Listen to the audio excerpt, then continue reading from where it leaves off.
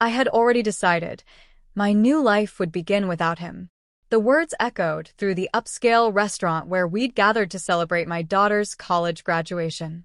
Gregory, my husband of 28 years, stood with a champagne glass raised, but instead of toasting Amelia's achievements, he'd chosen this moment to announce his grand decision.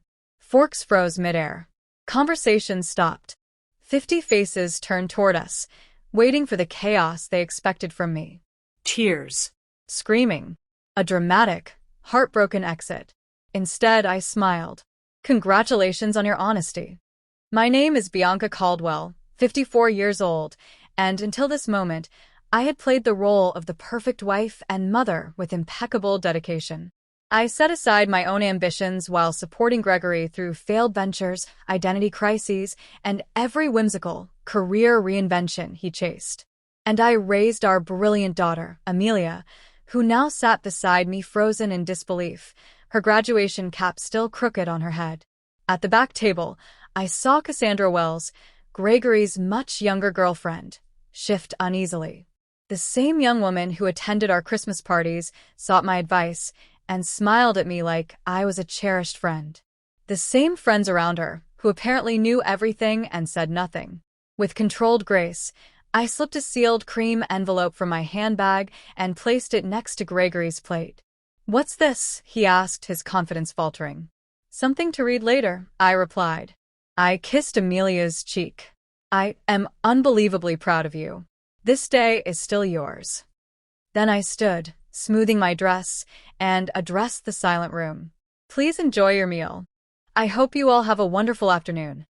And I walked out calm, composed, unapologetic, feeling every pair of eyes follow me.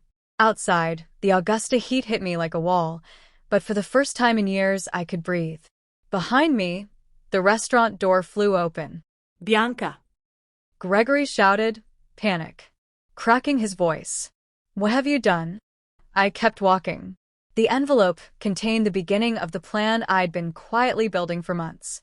Because while Gregory chased fantasies, I maintained stability, saving for Amelia's college when he gambled on bad investments, working overtime when he quit his job to make handmade furniture, putting my own dream of a women's financial consultancy on indefinite pause. 3 months ago, discrepancies in our accounts caught my eye.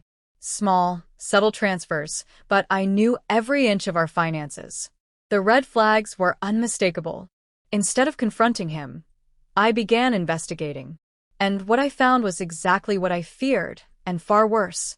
He had been moving money, treating Cassandra to lavish gifts, looking at beachfront property, all while telling me we needed to tighten our budget. Then came the text messages.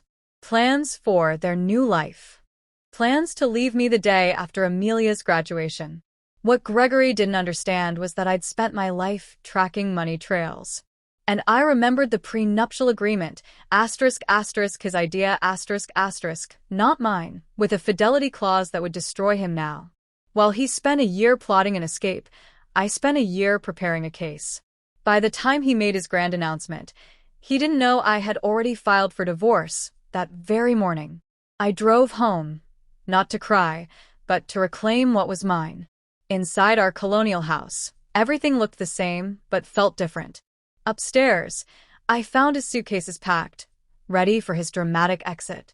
Predictable. My phone buzzed nonstop with messages, friends, relatives, Amelia. I answered only hers. "I'm okay. Enjoy your day. We'll talk tonight. I love you. *. Hours later, Gregory stormed inside, red-faced and shaking, the envelope crumpled in his hand. "You serve me divorce papers today?" "I thought it aligned with your plans," I said gently. He sneered. "The prenup expired years ago." I smiled. "Actually, it didn't. Section 12, Fidelity. Clause remains for the duration of the marriage. You really should have read it." His face drained of color. He tried guilt, rage, bargaining, rewriting history, every tactic he had mastered over 28 years.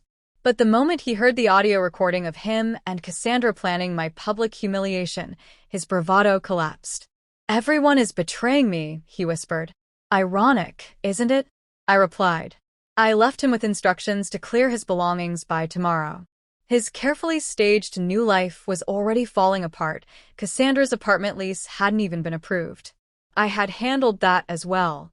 That evening, I stayed with Diana, his sister, my friend, and the first person who noticed his affair.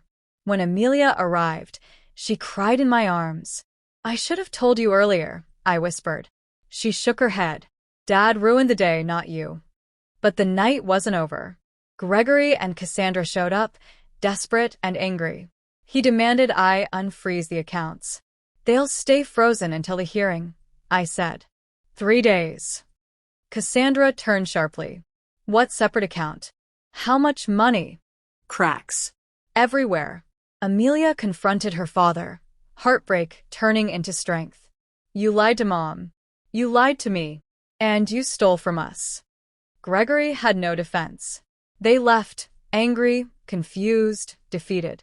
After the door closed, Amelia collapsed beside me. "I've never spoken to him like that. But you spoke the truth," I said, holding her close. Diana raised her wine glass. "To new beginnings." And for the first time in a very long time, I truly believed in mine.